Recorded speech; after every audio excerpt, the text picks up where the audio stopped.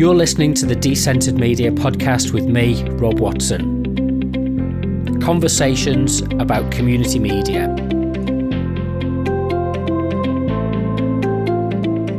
Visit decentered.co.uk or follow on Instagram and Twitter at Decentered Media. Hello, it is Tuesday the 1st of April, and given that it is April Fool's Day, I'm very pleased to welcome Russell Todd, who is the brains behind the Community Development podcast. Have I got that right? You have, yeah. Great. Yeah. How are you? I'm very well, but I think you got it right in terms of the April Fool as well, but less said about that, the better. I'm very well, Rob. How are you? I'm very well. We've got that. I mean, it's lovely and sunny outside, so I'm not going to be sitting inside for too much longer this morning. I do need to get out and get some exercise, but yeah, it's so what this is really a catch up. We've not caught up for a while on a podcast, and I've done a number of conversations recently where we're kind of thinking about. And I've read a couple of things recently which have been quite useful about thinking about media as a kind of foundational economic. So I wondered if we could just kind of introduce that as an idea and knock it around and draw on things like your knowledge of Raymond Williams and stuff like that, and kind of just have a general conversation really, which kind of is the state of things at the moment and where we're how many months into a new UK government, and where's this going in relation to things like community development and things like media as part of a process of community development. So does that sound okay? Yeah. Looking forward to it. Yeah, good. But so do you know much about foundational economics? So. I suppose I think it's one of those concepts that a lot of people know more about than maybe they realise, and I think there's, I think clearly there is maybe an academic sort of analysis and critique of it, and probably an orthodox sort of economic sort of take on these things as well. But I do think a lot of people, when you break it down, it's kind of like the things that sort of matter to us.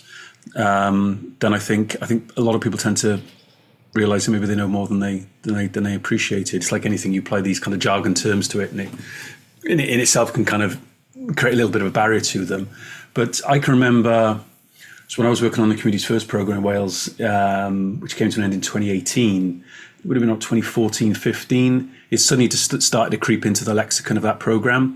I think it was a recognition that there was a significant strand to that programme, by which point it had really, in all honesty, it stopped being a community development programme. And there's people that would argue as to whether it ever was one, but parking that for the moment.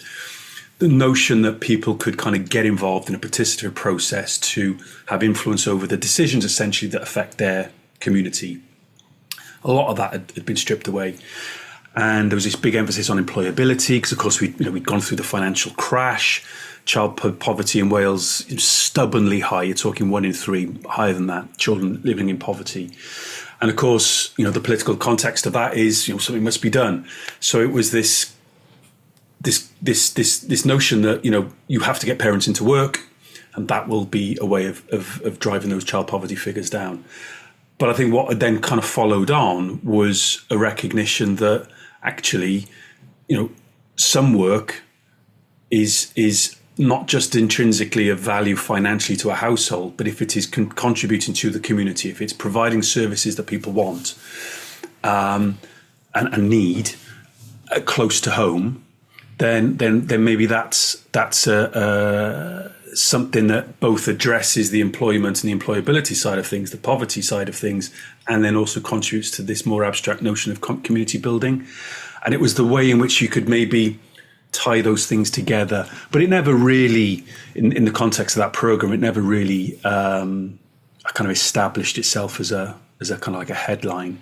But there was some interesting kind of stuff taking place. I can remember going to an event up in Tredegar, at the top of the Gwent Valleys, and Professor Carol Williams was there. I think he's either Manchester University or Manchester Met, originally from Llanelli, and we were in Bedwellty House, and so this is cradle of the NHS territory. This is Nye Bevan's, neck of the woods.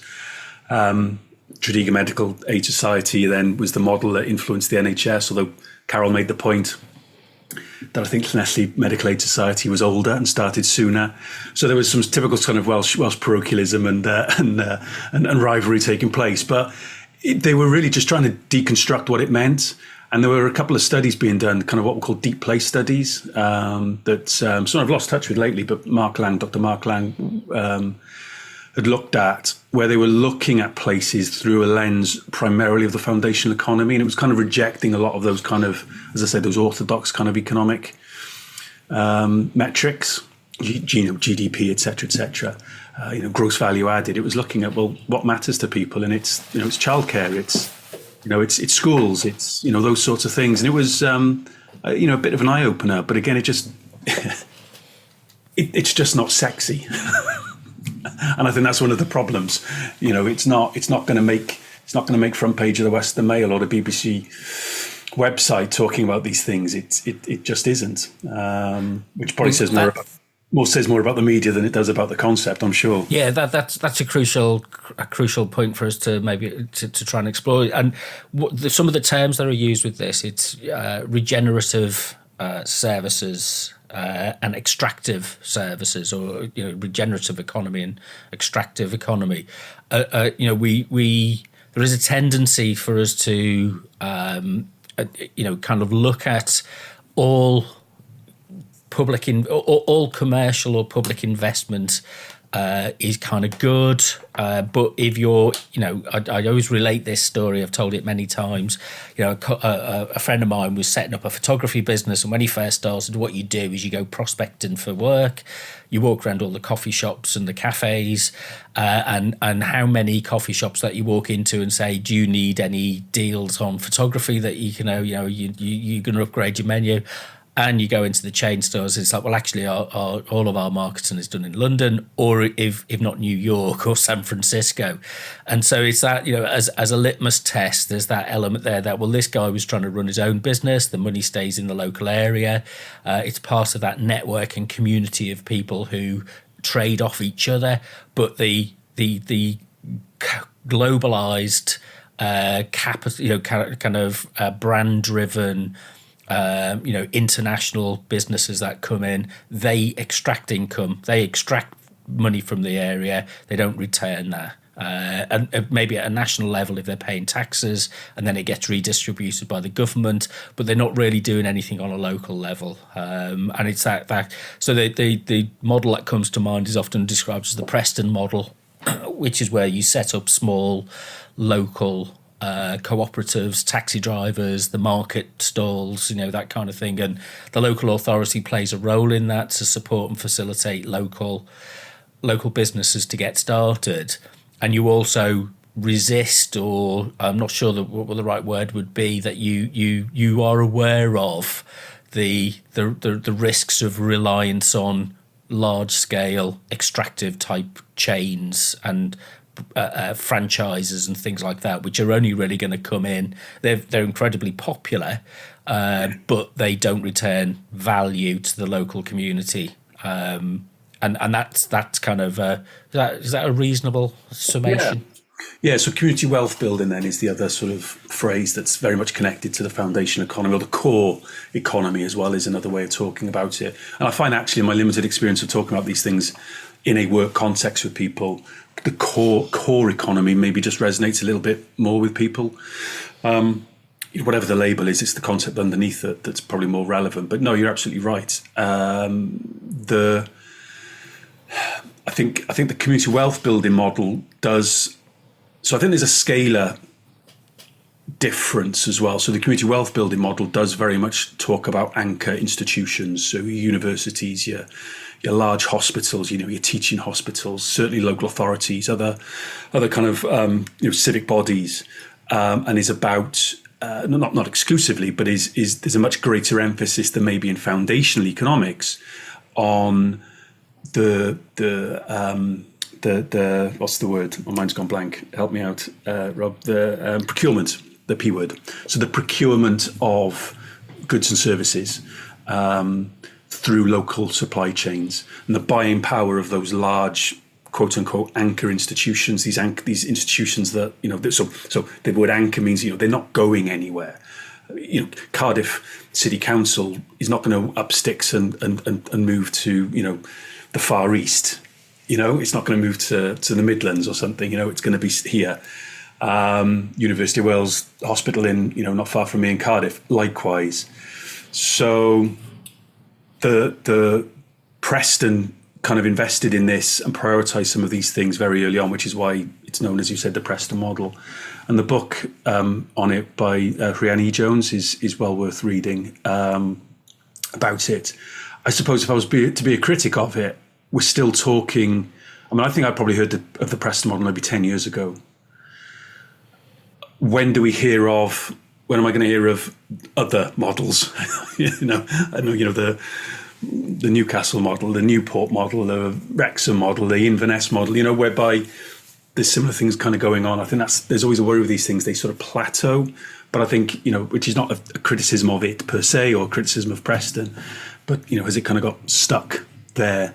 But yeah, I think, the foundational economy or a focus on that, clearly they overlap and they're related and very much connected, but the foundational economy is at that smaller scale. So it's exactly as you were saying, it's that photographer going around. It's that window cleaner that does all of the shops and coffee shops on the high street and so on. Very famously.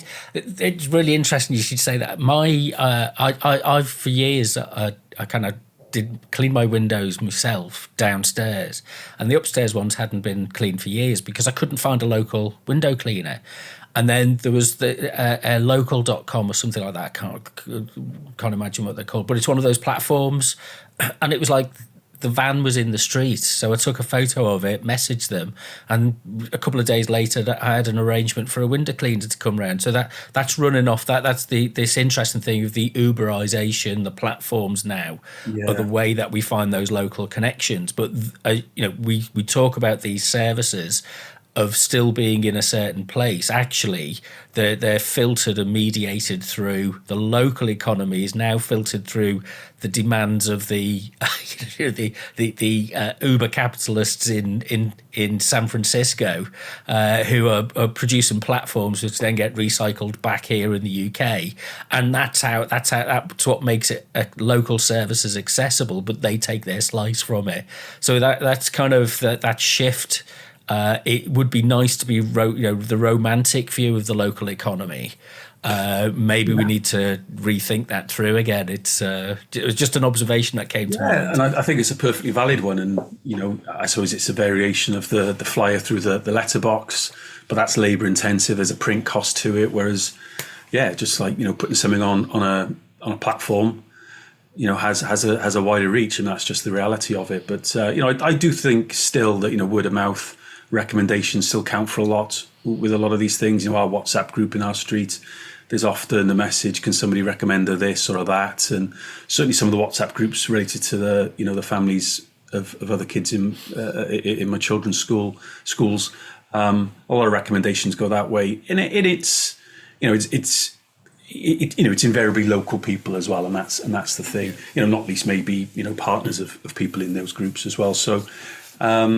It's there, but there's always tensions, I suppose. Yeah, but we often the foundational or the core service model is often, the danger is that it's seen as a kind of return to a 1950s style local provision, local services, when in actual, the supply chain process and systems have changed, the information systems have changed, and that there is a globalized element of it in order to facilitate local activities, which we've got to look at to say, where is the value with this? Because from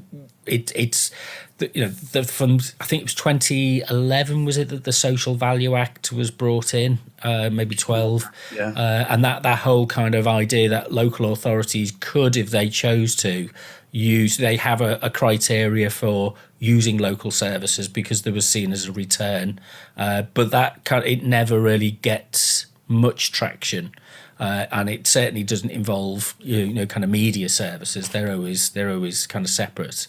There are some So I'm a distributionist in ideally in my economic idealism is distributionism, which is that which can be done at the lowest level should be done at the lowest level, and I'm against chains. And I think multiples of businesses, they can be taxed. They can be taxed appropriately to suppress them, and that individual. I'd always relate this to the story of Thornton's at the time of the financial crash. I think it was 2008, and again, it's something I've said many times. But 1,000 Thornton's branches and outlets in the UK. The financial crash comes along, and they were stacking up cheap boxes of chocolates outside petrol stations because they needed cash really quick. So they flooded the market. Now in Europe, whenever you visit France or somewhere like that, there's 1,000 chocolatiers, one in every town, but they're all independent. So a centralised economic system that produces the same things coming out the same factory if Thornton's had gone, 1,000 chocolate shops would have gone. Whereas in France, 1,000 chocolatiers, maybe a third of them would have gone, but the culture would have survived of independent production. So it's about economic resilience rather than centralisation. Yeah, I mean, it's a famous thing. It kind of goes around on Instagram and memes and things like that, isn't it? It's like a small independent coffee shop or something. Buying from us helps somebody, helps a child get, a new pair of football boots or a new pair of roller skates. Buying from the chain is just, helping a CEO buy another yacht. And I think, that does convey the message quite effectively. I think one of the things that I quite like about the foundation economics, though, is that it gets beyond, well, I think if one sticks with it and probes it a bit further, you can go beyond just goods and services. And so I'm involved evaluating a project at the moment. Don't want to say too much about it because it's, as I said, we're still kind of very much in the middle of it all, but it's in Monmouthshire. And, that's a part of Wales that's not associated with poverty and disadvantage, certainly not at any large scale. But there are pockets and there's a rural poverty dimension to it as well. And they're looking at trying to build understanding around poverty amongst the foundational economy. And so I heard about the project and was asked to, maybe make a suggestion as to how we might evaluate it. And I was really struck by it actually being more of a political education project than a project that a local authority and a housing association are going to, it's a learning program, it's about enhancing capacity, all that kind of terminology. And I was just like, it's a political education project. And put together an evaluation framework to that extent and to that end, and including sort of most significant changes, methodology in there, which I'm a big fan of.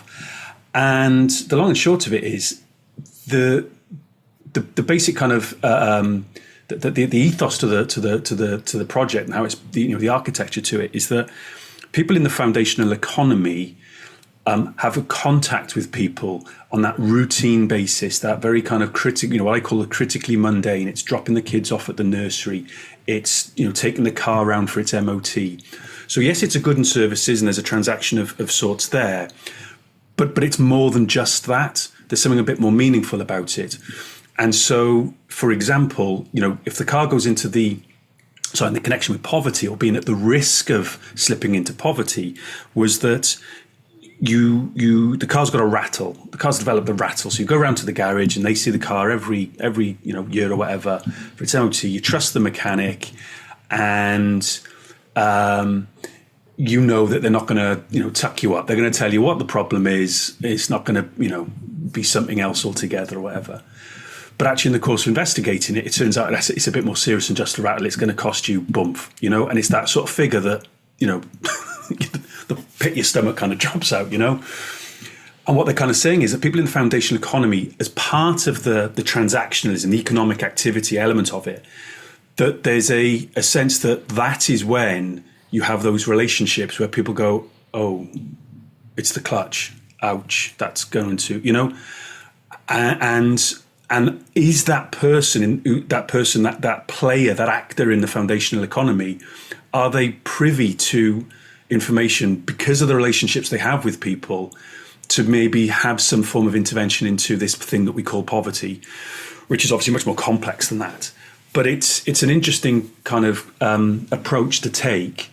And yeah, the long and short of it is the feedback is really, really good, is that people are taking this on board and looking to kind of maybe do other things as part of their foundational economic activity, to be more responsive to, knowledgeable of, less judgmental about in some cases.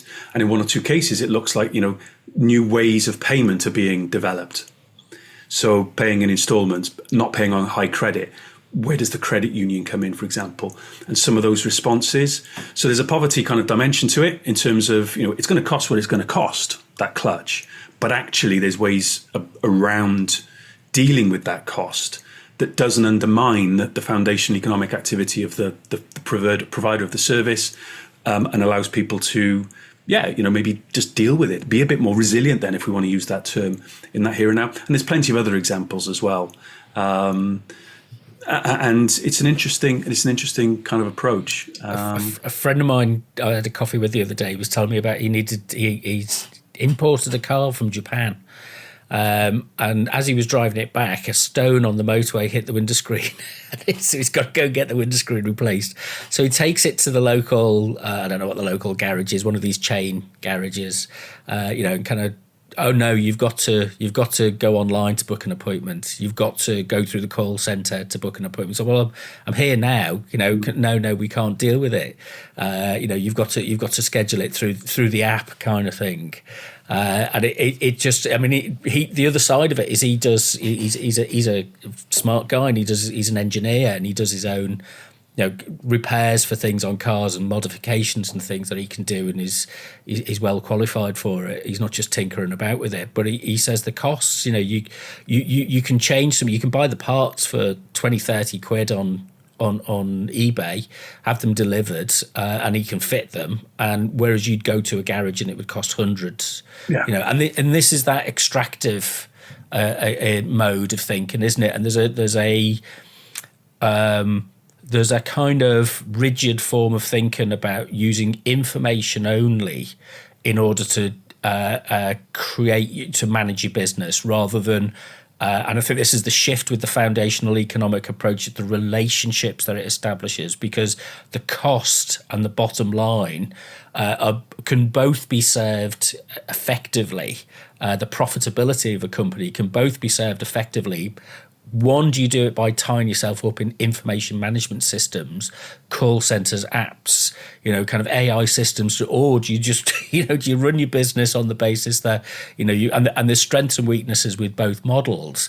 Do you think about the relationships and the returning pattern of business that you get, and, all of those kind of things? And it's like, at some point, businesses don't just exist in a virtual world, in a virtual environment. They've got to come and engage with people. And if there's areas of the country, and I think it's fairly certain for us. I start to use the language. People say, you sound like a Tory. It's like, we are two nations, and the world of poverty and the world of exclusion is completely separate and geographically separate in the UK from the world of.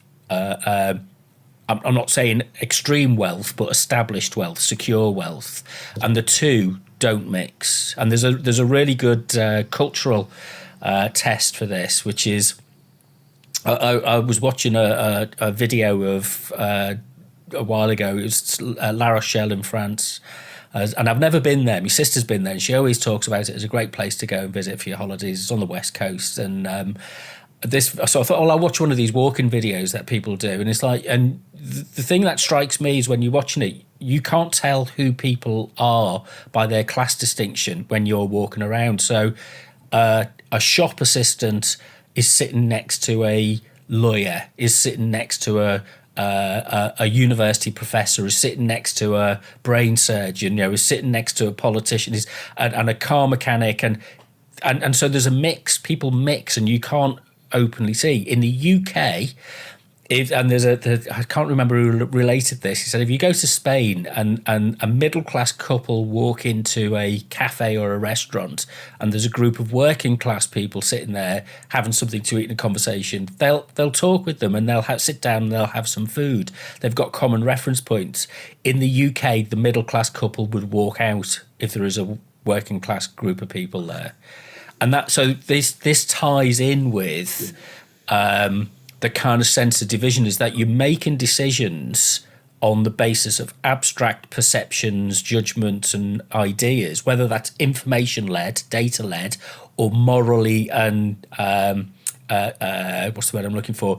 It might be from a social justice point of view. It might be from a top-down Jason Rees-Mogg type of condescension kind of point of view. But you're making decisions on the basis that you're not actually interacting with your fellow citizens. And so, and our business systems are driving that apart rather than bringing people together. Does that make sense? It makes lots of sense, and it resonates a lot with I've spoken on this podcast before about social capital theory, Putnam's, not rather than Bourdieu's, but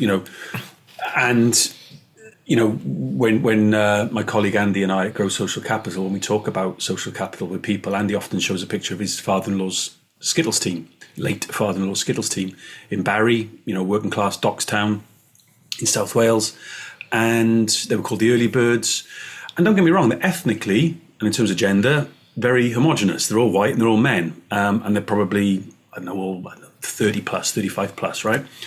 But in terms of class, actually quite different. And you can't tell who is the rather senior police officer. You can't tell who's the docker.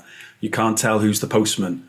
Or who's the teacher. And I think some of that has been lost. And, and Putnam looks at it obviously through much more of an American lens. But he has done work in the UK as well. And some of the trends are very similar. And suggests that it is harmful to both. So in that context of the middle class couple walking into the coffee shop or into the cafe or something, that actually it's harmful to both the working class and the middle class for there to be that that distance between them and that lack of interaction. And I think in a more academic sense, somebody like it's the Spirit Level. It's the book with the goldfish in the tank. Who was it? Richard? Mine's gone blank. It came out, 10, 15 years ago. I think it's been updated a couple of times, but it sort of shows how unequal societies, the impact of that is harmful to everybody, disproportionately on some more than others, but that actually everybody, there's benefits lost to lots of people by not coming together more often. And I think those, circling back to things like the foundation economy, what are we talking about? Skittles teams, well, that takes place in a pub. Well, they're all closing down. Cafes, coffee shops. These are the things that, the backbone of, along with nail bars and tattoo shops, the backbone of the high street. And that's foundation economy activity. Going to the pub for a pint, going to another pub as part of your darts team or the Skittles team, meeting other people. It is all sort of interconnected. It's why it's a lot of stuff that sort of resonates with me. And Raymond Williams is someone else I mentioned on this podcast previously. He talks about culture being a whole way of life. It's not just about arts and culture and going to the opera or going to watch a band or whatever. It's much more than that. And so, of course, what he said quite provocatively in the 70s was, looking at it through a Welsh lens, culture is not just about St David's Day and three feathers on Six Nations Rugby Day and dragons and all the rest of it, and Cynganedd forms of strict meter poetry and all the rest of it. He said, if it is that whole way of life, and that, for example, 1 in 3 children live in poverty, is poverty part of Welsh culture? Is it part of that lived experience? And of course, he concluded that yes, it was. And that wasn't something that went down well. It wouldn't go down well. But I mean, that is the material reality of an awful lot of people, and not just in Wales, obviously. So yeah, it's circling back on these things, and you kind of go, okay, here's this new concept, this deconstruct it a little bit, critique it a little bit, and invariably, I find it comes back. A lot of these things, it comes back to what can we do ourselves in our communities with other people, whether that's economic activity, whether it's kind of cultural participant activity, whether it's taking part in a litter picking. There was a new world record the other day set in Cardiff for river cleanup. More people involved cleaning a river than any other river in any other place in the planet, right? What a depressing record to have to set, actually, given how stinking and filthy the River Taff is, sadly. But if that's your motivation to get involved, then great. But it's doing it in a collective way, and that again, coming back to that project in Monmouthshire, it's trying to recognise. It's trying to encourage people to recognise that yes, they might be just running a mechanics or a local nursery playgroup or whatever it might be, but that they're part of more of a collective thing. So that although on the surface of it, running a nursery and a toddler group and a car garage, very, very different things. In terms of the foundational economics and in terms of that community and that situatedness, that actually they have a huge amount in common. And if they are servicing people who are in poverty or are forever kind of just, they come in, they're slipping below and then back above that poverty line all the time, and the precariousness of that existence, that actually they're part of a bigger thing. And I think that's really, really innovative, actually, but not in any pioneering kind of grand sort of engineering kind of innovation, technological innovation. By just doing something that's a little, sorry, I just banged the table, by doing something that's just much more mundane, but again, important and meaningful to people. And I think that's what foundational economics is pretty good at doing. I'm hopefully going to be speaking to, I am going to be speaking to Justin O'Connor in a couple of days' time for another podcast for the Artworks Alliance he's written a book, Culture is Not an Industry, which puts this reference point to there are other services that we have to invest in as a society that aren't can't be measured by the simplistic form of GDP, extractive finance, that kind of thing. The bottom line of the spreadsheet for the titans of finance in Canary Wharf, that kind of stuff. Otherwise, everything would be a Subway and a Costa Coffee franchise, and there would be no other businesses out there. But his argument, it draws on kind of the British cultural studies tradition and the innovation that was given to in that idea of culture is ordinary, is to really, and is to say that, look, there are things that we need as part of our cultural democracy, which the creative industries strategy that has been established over since the mid-90s, so it's like nearly 30 years ago, just hasn't worked. It hasn't developed the jobs. It hasn't created the innovation that we thought it was going to create. It isn't an industrial strategy. So why do we keep going on? Every town, every city wants a creative quarter. It wants to make people, kind of freelance people to work in these areas, and effectively what it becomes is just a way of kind of holding people in the gig economy as precarious workers who are flexible, and it doesn't provide long-term security, and the projects that they rely on are often supported a lot by kind of art council funding or local authority funding or governmental funding, that kind of thing. And there's often a kind of instrumental kind of social change agenda attached to them rather than just a creative impulse. It's interesting that the thought passes through my mind is the director of Wigmore Hall in London, which is the kind of one of the premier places for music performance in the UK. It's on Radio 3 a lot. It describes themselves as they are not a community arts organisation. They are the Olympics. This is the elite of art professionals come and perform there and have their work performed. And he said, so they're no longer going to apply for social funding from the Arts Council or from the lottery, because they said it's just become too prescriptive and they're being expected to be social workers rather than this is the phrase that always gets pushed back at this, elite values of arts and performance.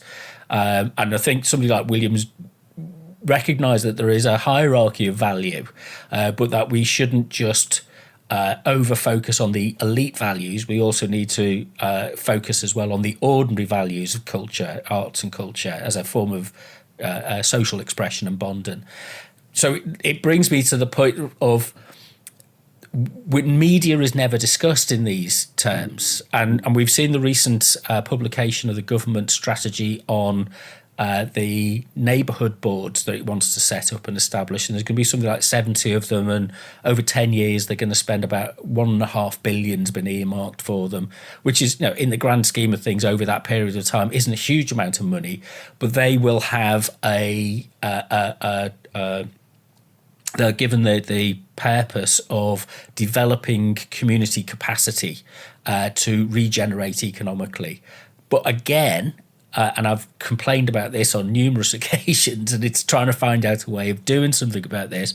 Media is never included in this. And reading Justin's book, he puts media in this. So he says, we don't expect our libraries and our schools to be profit centres that stand on their own 2 feet. I mean, the cuts that are affecting people at the moment are really brutal. And we've got a number of museums that are being closed and houses, historical houses that are being mothballed in Leicester for at least the next 12 months because the funding has dried up so much. However, when you look at that, they're keeping the lights on in the libraries is a real challenge. But it made me realise and gave me confidence about, because it's something I've always worked in this area of, community media is for social gain. That's how it's defined. It's for social benefit. It's got a social value to it. It's getting community media to be recognised on the same level and status as your local libraries. So when strategic conversations go on about the kind of platforms that people have access to in their daily lives, we have to include local media within that, whether it's commercially provided or community not-for-profit provided, independently provided. And it's always been a struggle to get that element in there of kind of reciprocal engagement between service providers. Everybody looks at this and media comes last. And when you ask people, why is media not included at the heart of your strategy, you get that kind of blank tumbleweed look comes out. And I kind of find it keeps going around in circles. And I want to try and break out of that. And the foundational economics model and the foundational services model. I've got one more point to make while it's fresh in my mind. Sorry, it's like which is the foundational model thinks about, and with media, there's a really nice, simple way that I've started to explain this to people. Most of our media is there to kind of engages on the basis of things that they think we should care about. So we've got this TV program, this Netflix program at the moment about knife violence and adolescence, and we've got environmental programs, and everybody wants to grab your attention. We live in an attention economy. You should be concerned about this. Flip it the other way. What do you care for? How do you care for your local neighbourhood, your friends and colleagues who you meet in the pub? How do you put together a set of economic services and media services, communication services, and whatever it is that has that capacity to care for your community, not just care about some abstract idea of a community? Yeah. No, and it's like always listening to you, I think, you start reflecting and pondering on things. And actually, as much as I'm talking up foundational economics as a concept, I'm not sure there has been much reference to it in media. So maybe that's one of the improvements on it that maybe Justin's book, and I look forward to listening to that. Not read any of his work. I've heard the name. That would be interested in listening to that. But I think that's the thing, isn't it? It's this media is something that's produced elsewhere about other things, like you said, that people deem to be of relevance and an importance to me, rather than kind of flipping it on its head. But I think most people would recognise, they may not necessarily be able to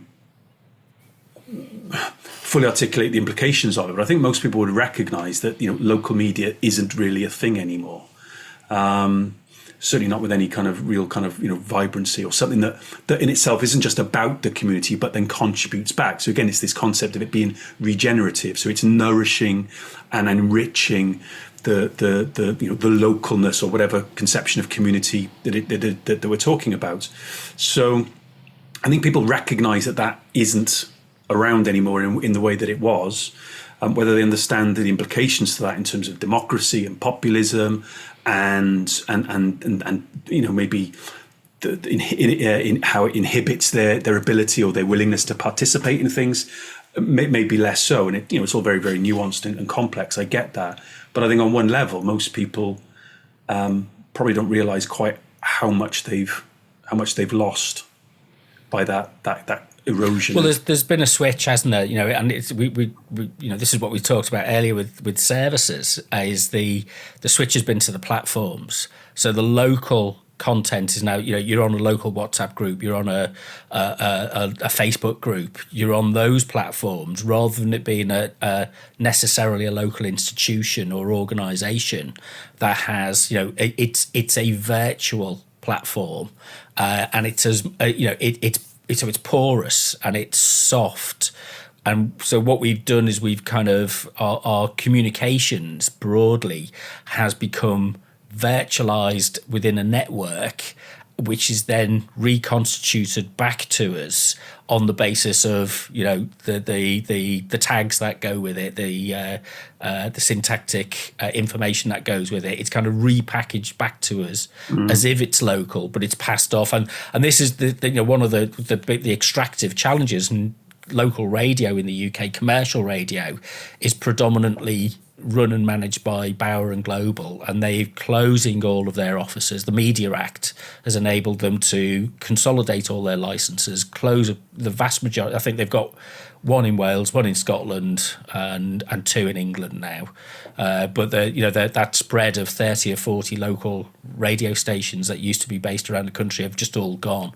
Literally within the last week or two, couple of weeks, they've been shut and closed, and it's one central network program. But it will have local, seemingly local content. And my issue, and it's I'm a bit disappointed with Lisa Nandy and Stephanie Peacock, and I'm going to probably be a bit more vocal about this and more forthright about it in reality, is that they're not doing enough to protect. They're talking the talk, but the actions. So we don't have a legal definition of what means local radio in the UK.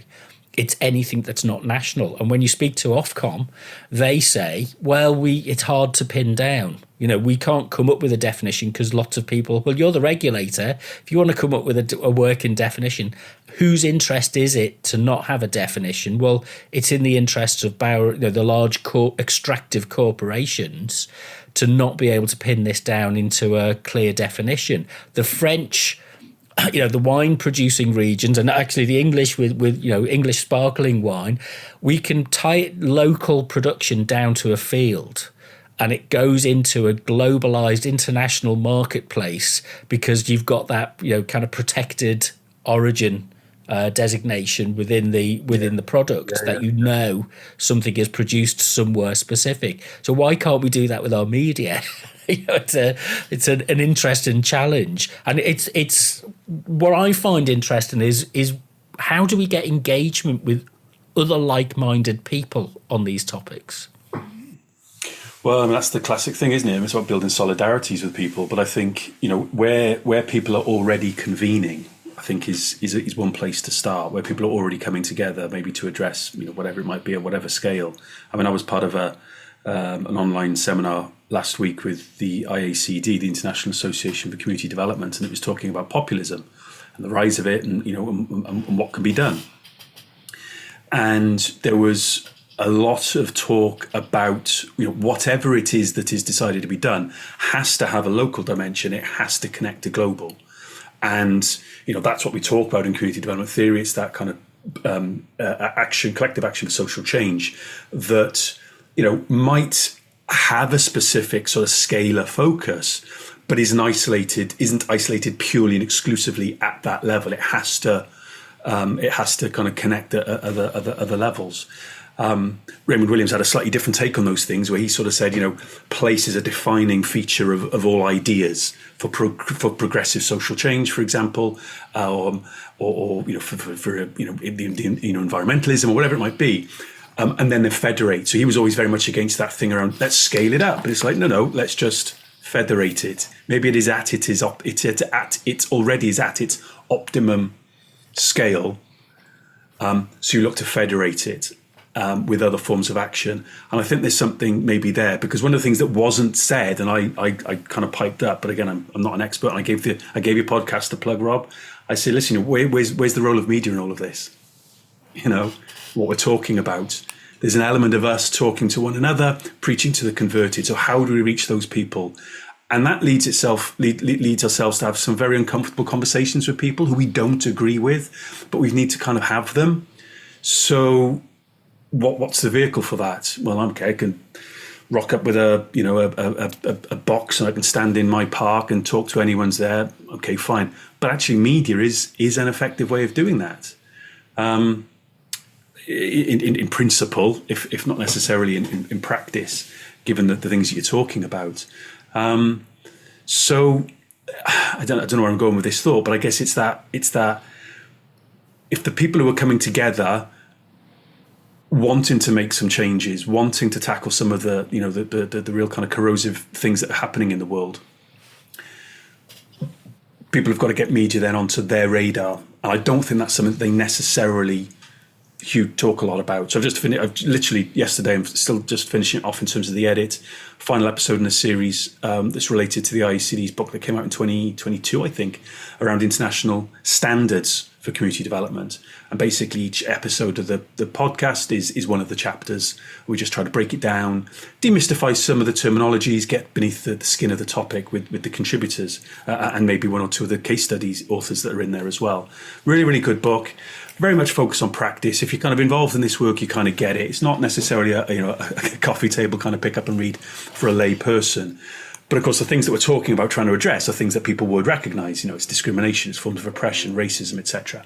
So, poverty, inequality, but media isn't in that book to anywhere near the level that perhaps it should be.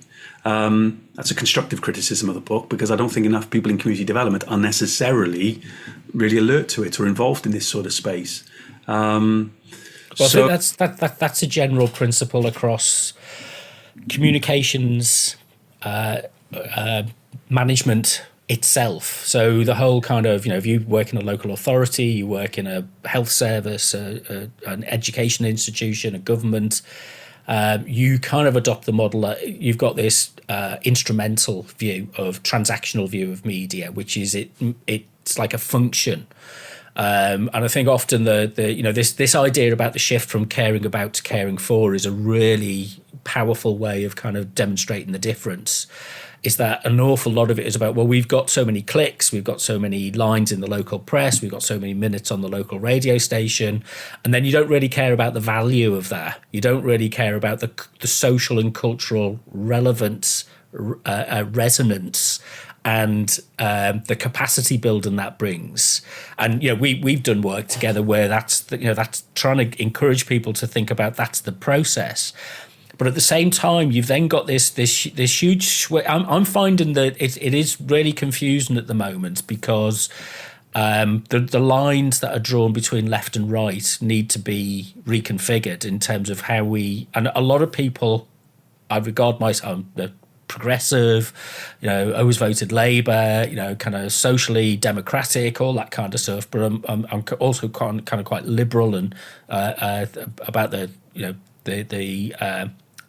rights of the individual to think separately from the mass and the mob.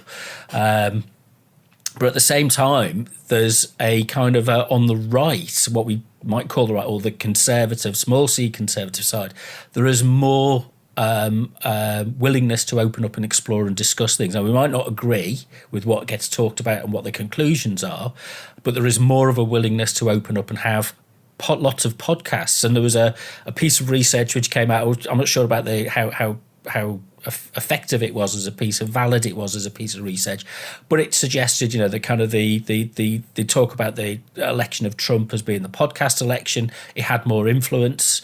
So the Democrats typically would take positions, and they would have talking points that argued about those positions and rebuttal of those positions. On the right, it was more of conversations and influence. And so you'd have Trump go on to Joe Rogan's 3-hour podcast, and it, yes, for any sane person, you might sit there thinking that he's just talking nonsense for 3 hours, but there was a persuasive way of not treating people as dupes and opening and encouraging people to be part of the conversation, which then filtered through into the kind of wider discussion, resulting in the point where you get Musk, and hugely problematic figure, but his declaration, whatever you think of him, is that we are the media now. And it's like, well, yeah, I can't disagree with that. It's like his analysis is, I might not like his intent, I might not like him as a person, I might not, there's huge things I politically really disagree with, but his insight in terms of, well, the institutions have failed you and let you down. The mediating institutions, the large corporate, corporate news providers, you need somebody else to trust.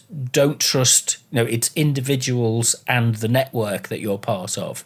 But I come back to this thing of the capacity building is built through institutions, and we have no local institutions, particularly relating to media, that are really worth their salt anymore. We've hollowed them out. The middle has been, and it's the response, and the response from the Labour government is hand wringing, and the response from Ofcom is denialism. And it's like there's this huge problem which isn't even getting discussed. And then last point I'll make is that you kind of then get this kind of, you're sitting there thinking, well, can I draw my friends in from the progressive side to talk about these things?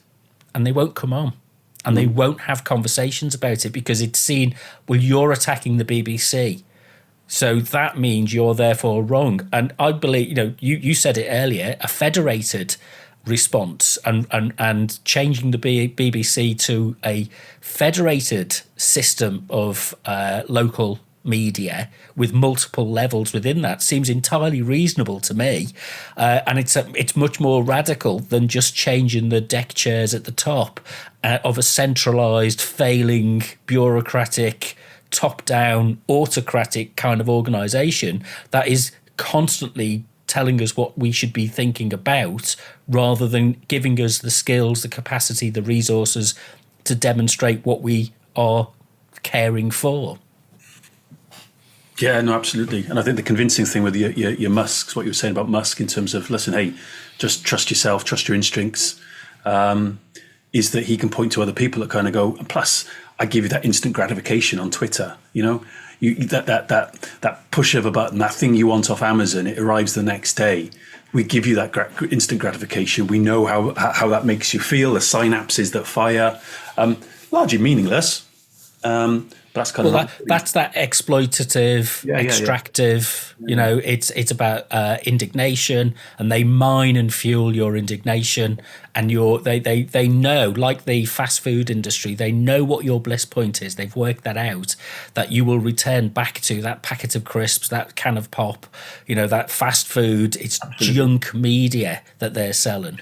Yeah, and it's politically speaking, in terms of politics, it's just empty calories. It's that instant hit, isn't it? I think one of the other ways, we I think we're the only ones in Wales at the moment, but I say we, my friend Jan Heighton, who's a lecturer in education at Cardiff Metropolitan University.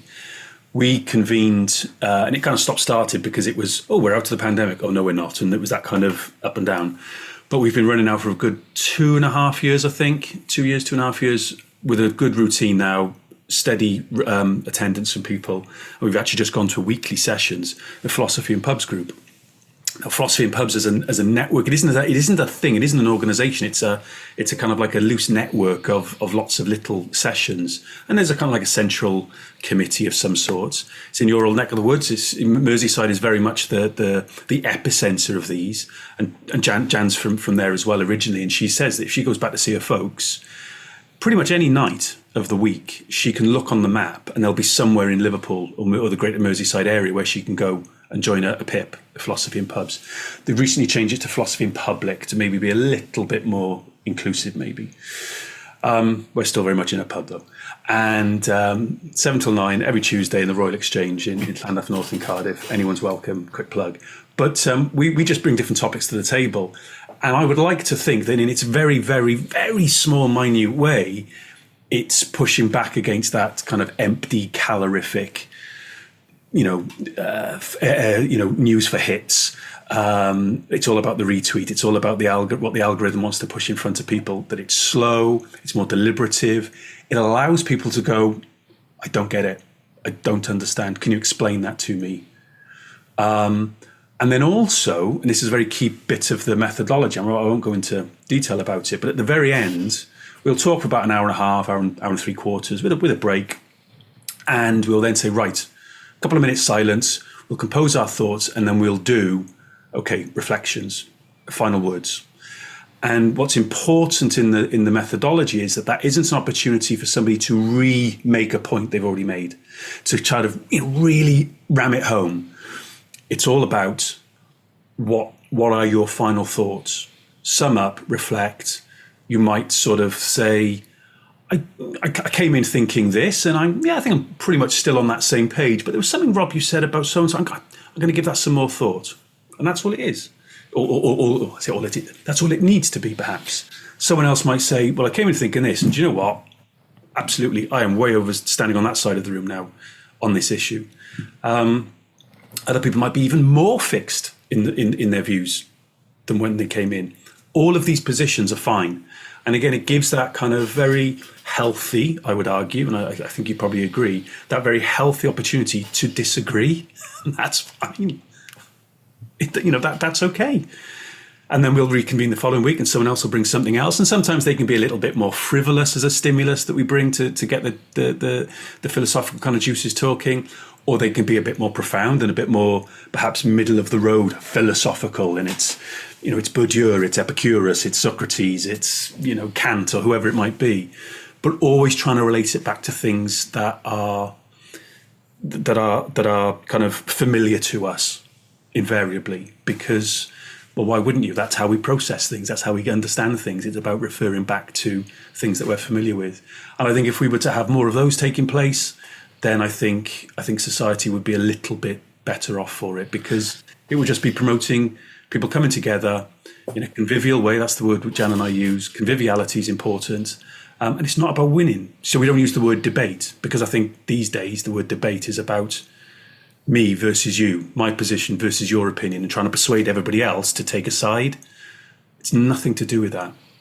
It's outside of the extractive process. So it's civic deliberation outside of. So people are learning the skills to have conversations and go through complex issues in a way that somebody isn't making. You could sign up for a university course now, but there is the feeling that you're being ripped off because of the fees that you're having to pay and the process that they have to go through to create this environment in which thousands of international students are attracted to a mid-ranking town in the UK, in the Midlands of the UK. It's that kind of thing. It's like I call it it's treating knowledge and wisdom as if it's something which can be processed in the way that people visit airports.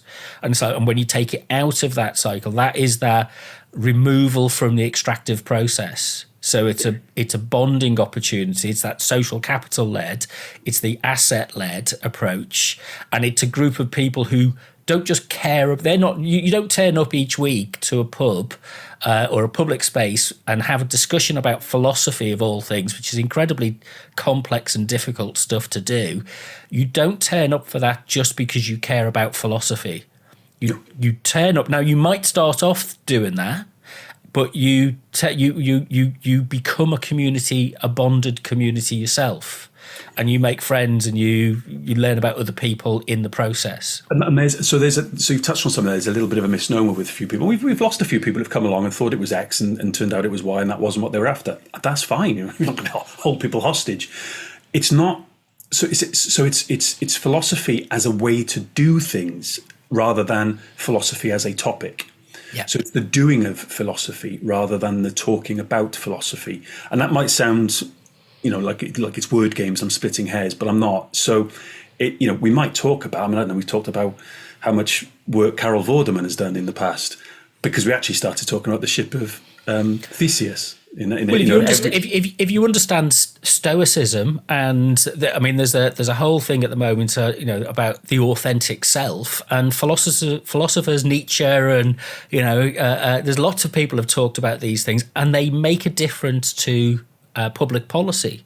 So you can actually influence, if you've got your philosophical underpinnings right, you can actually influence public policy, because you look at things, overdiagnosed. There's conversation last week in the New Statesman did a really good podcast. I can't remember the woman's name off the top of my head, but I'll put a link to it, about overdiagnosis of a lot of issues, mental and physical health issues.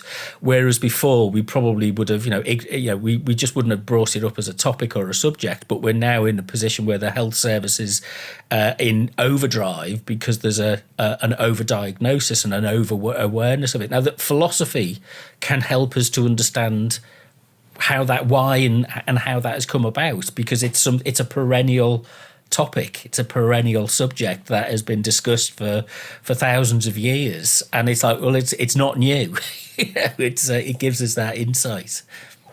Yeah, and I think we can we can talk about some of these things, and they, the stimulus that you bring, it's something to stimulate the philosophy, the conversation. Because it's democratic, you can go off in different directions, and you need a chair to, light touch chair, just to kind of bring us back, rather than just keep going down all these different side alleys.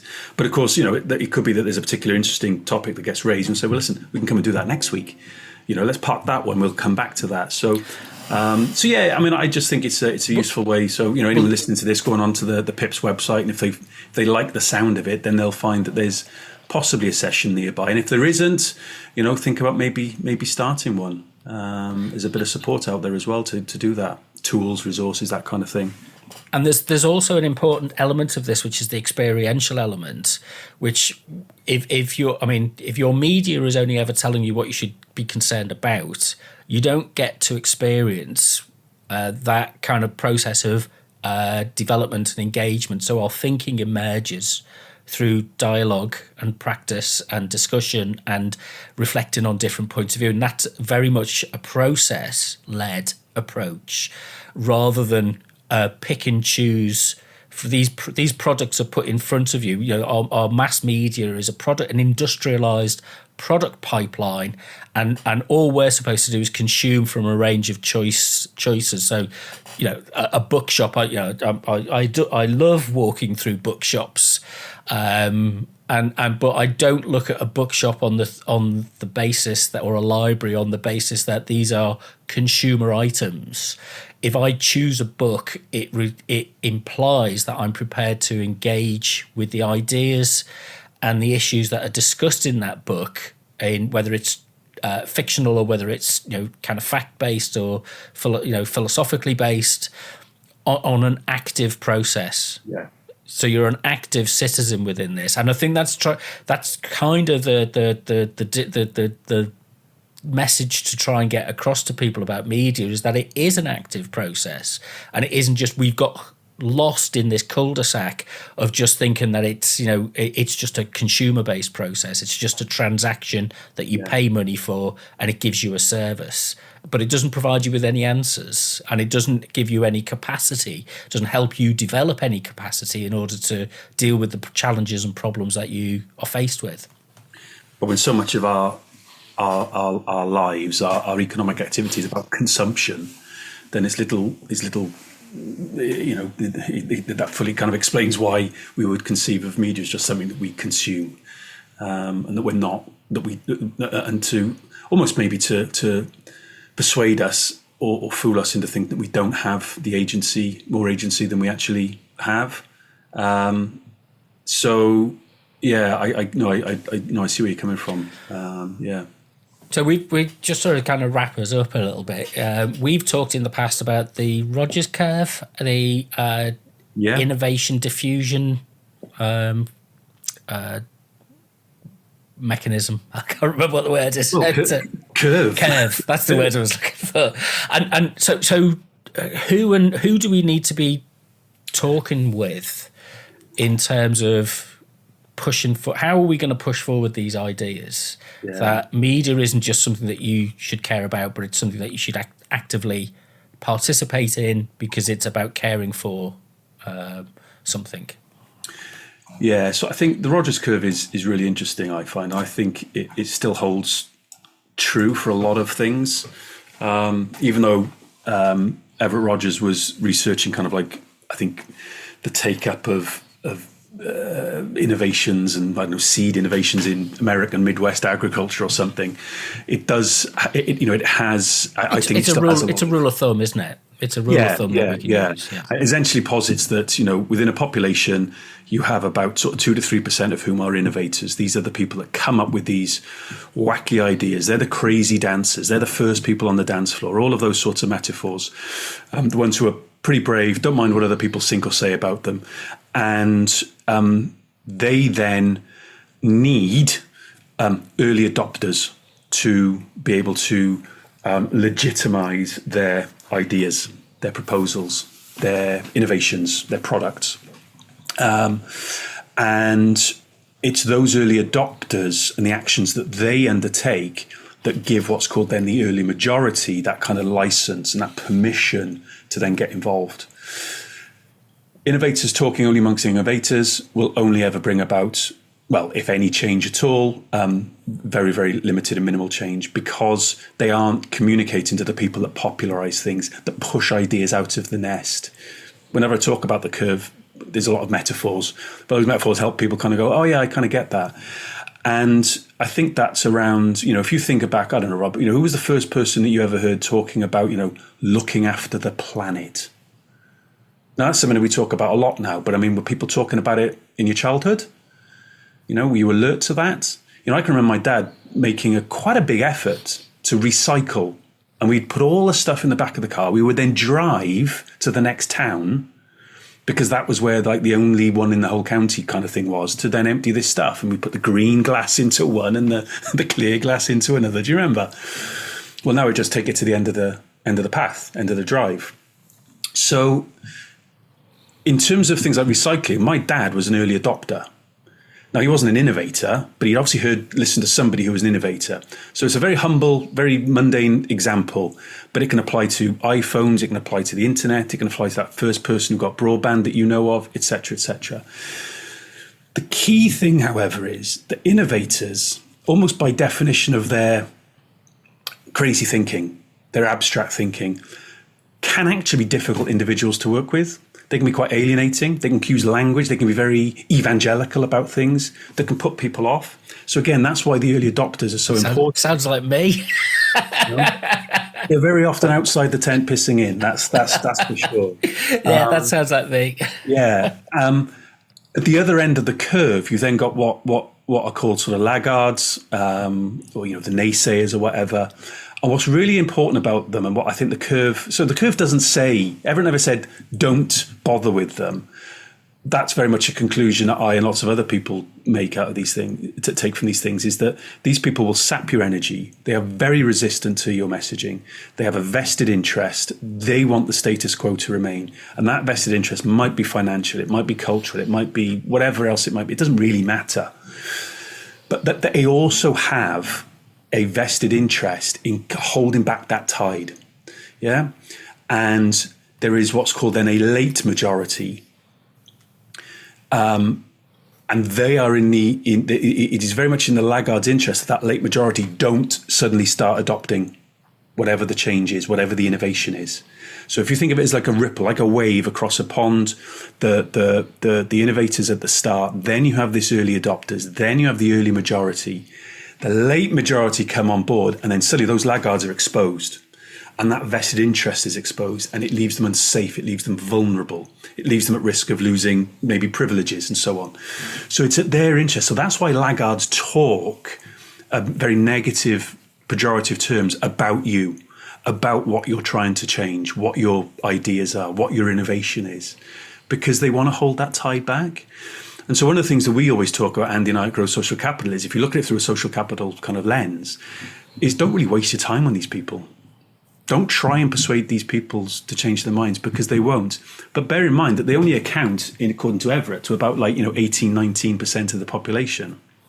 So they're relatively small. Now, if they're very noisy or disproportionately noisy or disproportionately wealthy, and they can use that wealth and that noise and that position, that privilege, they certainly will, for one, but they can cause you a problem. But in terms of trying to persuade them, don't bother. So I think it's important that when you're an innovator, so if you're an innovator, talking like you do about community media, if you only ever talk to other people like you about community media in the same way, that's very much the example of preaching to the converted. So we, you, me, Andy, others need to find out who are those early adopters, who are the people who are going to get on board and go, yeah, go on then, Rob, I'll come along to that. Yeah, I'll sign up to this. I'll come on your podcast. And then you work through those people and you build forms of collective expression, potentially collective action eventually among those people. And then who are the the early majority? Because they're the people that give you a sniff of sort of white line fever if you're going to get change, if you're going to get something passed, if you're going to get 50.1% in a referendum. These are the people that do that. It isn't the innovators. In fact, by the time that ripple has moved through a population, the innovators have moved on to something else. Yeah? And actually, you see this, and we had this with the Welsh independence movement, with the Yes Cymru. The people who were there at the start, innovating, really getting it going, they ended up kind of moving on. They sort of fell out with each other, blah, blah, blah, blah. They moved on and done other things. Your innovators might actually drop away. But because they're such a small number, in overall terms, that kind of doesn't matter. Because the rest of the population have taken on the idea, they've legitimized it, they've popularized it, and so it becomes a norm. Like I said, those innovators may have moved on to something else altogether. I find it still a very, very powerful tool to help kind of plan what you're looking to achieve. So it's very much in my mind. So we've set up this in a completely voluntary capacity in my community in Cardiff, set up a library of things, and we've been open about 6 weeks. So it's still early days, but we've got people kind of coming on board. They're coming into our little Facebook group and being really, really positive, telling people about it. They're my early majority. The early adopters are the people that have come and borrowed. So we had somebody come and borrow a little plane for a little woodworking job. Somebody come and borrow a set of chisels because they got some doors to hang. Somebody's borrowed a Vax carpet cleaner. Yeah. So the early adopters are the ones who sign up and get involved. Yeah. And so I need to invest time in those people because their experience is more likely to be is going to be a legitimizing thing for other people. Oh well. Rob borrowed the thing. It worked fine. It was great. It was cheap. They were open when they said they were. Customer service was great. Offer me a cup of. I'm going to go down there. I don't think I've got lots of people kind of going. I don't have any need for anything at the moment, but I know where you are. Great. They're an early or a late majority. Those people have kind of gone. Oh, what a waste of time. There's no point. It's crap. I wouldn't bother. All secondhand stuff. No bother. No point changing. The only caveat that comes to mind with this model is when you change the metric or the point of reference is from social wants to social needs, and the number of people who don't have the capacity to meet their needs through age, ill health, poor education, those things, the addressing kind of issues of poverty, that kind of stuff. So it's just, this is the interesting part to think forward in terms of the curve will still apply, but it just has to be looked at in terms of what purpose it serves. So if this was buying iPhones, consumer products is one thing, and it's largely been articulated on this basis, but when you actually, and this comes back to the foundational economy model, is that when you're actually addressing social needs, you actually need to look at things in a different way, and maybe that's stuff that we can get into because I'm sure we can talk about this for ages. Let's wrap up because we've been talking a while, is there anything that we've not said that you wanted to say, and where can people find more information about you and your work? Well, of course, it's funny now, isn't it? Kind of social media feels in a bit of flux, doesn't it? So I've left Twitter, X. So over on Blue Sky, so I'm Llanach on Blue Sky, LLANNERCH, Grow Social Capital for all sorts of things.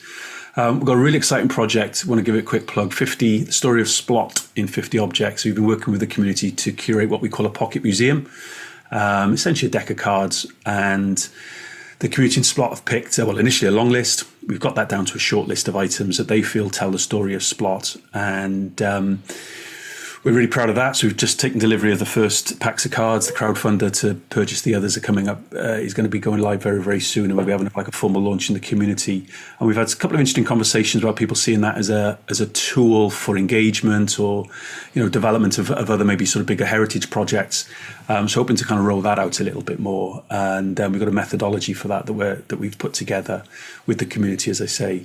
And then I've got, I'm doing it, so I mentioned Raymond Williams earlier. He was from a little village called Pandy, which is between between Abergavenny and Hereford, just on the Welsh side of the border, and hosting an informal kind of biographical tour around the area. Beautiful, beautiful part of the world, and making the links between his work, both fictional writing.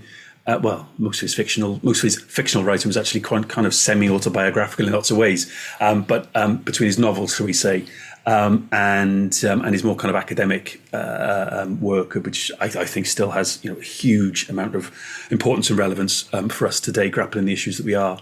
So that's on the 2nd of May, and if you go to Eventbrite and search Raymond Williams, you'll find the details for that. Otherwise, my website, russelltodd.cymru, as I say, Grow Social Capital, and there's other things I'm involved in as well. But maybe for another time. Shouldn't I always say to this to people, isn't it, when I'm doing podcasts for them, don't try to squeeze everything into an episode. Leave a little bit outside, and it gives you. That's the point about conversations, isn't it? You can always have another chat. Absolutely. Yeah. I mean, this one. I mean, it's like an unburdening. It's like we just need to get it all out to begin with, and then we could be more measured in future conversations. So, right, you've been listening to the Decentered Media podcast. Thank you very much to Russell for a fantastic conversation. If you want more information, go to decentered.co.uk. I'm still on X because I think we need to reach out to those who don't agree with us. But that's my personal view. So, and I find actually Blue Sky is actually really dull at the moment. So it's like it isn't serving my purposes at the moment just yet. But I'm on there as well. So go and search. And if you want to support the podcast to keep it going, you can always make a subscription to our Patreon as well. So the details are on the website, or just search for us on patreon.com. But until next time, thank you very much. You've been listening to the Decentered Media podcast with me, Rob Watson. To find out more, go to decentered.co.uk or follow on Twitter and Instagram @Decentered Media.